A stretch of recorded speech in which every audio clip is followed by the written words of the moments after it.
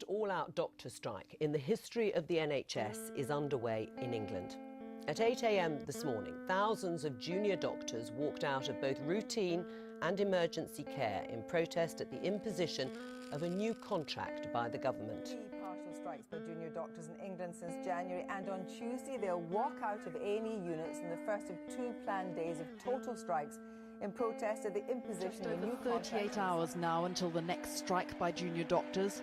From 8 a.m. to 5 p.m. on both Tuesday and Wednesday, they will withdraw even emergency cover. It's a highly risky strategy by the British Medical Association, but they say they have no choice. Billion, and let's look at what the Health and Social Care Act of 2012, what Professor Alan Pollock said about it, that we're moving away from the universalism within the NHS, we're moving towards privatisation of the NHS. In fact, we're already there in many, many cases. Well, this report is all about bringing in more private providers into the NHS, and as a GP I like to use evidence, and there's no evidence whatsoever that bringing competition and private providers into the NHS improves care, and indeed it's very costly.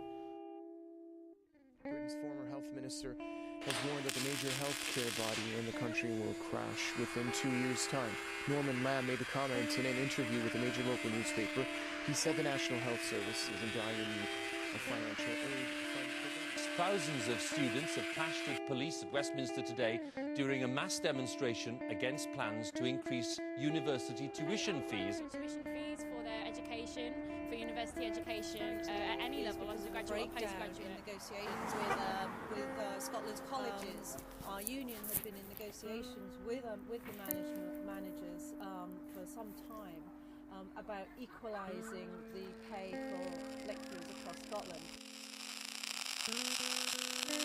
Protesters have gathered outside Parliament today to oppose the government's housing bill, which they claim will make the housing crisis even worse throughout the country. Council Housing, which is the group behind the protest, say the legislation will reduce the future supply of generally affordable rented homes by redirecting government support to private developers, erode the stock of affordable rented homes by compelling councils to sell off high-value homes when they become empty. They claim it will require cash-strapped councils to pay a levy to housing associations to subsidise right-to-buy discounts.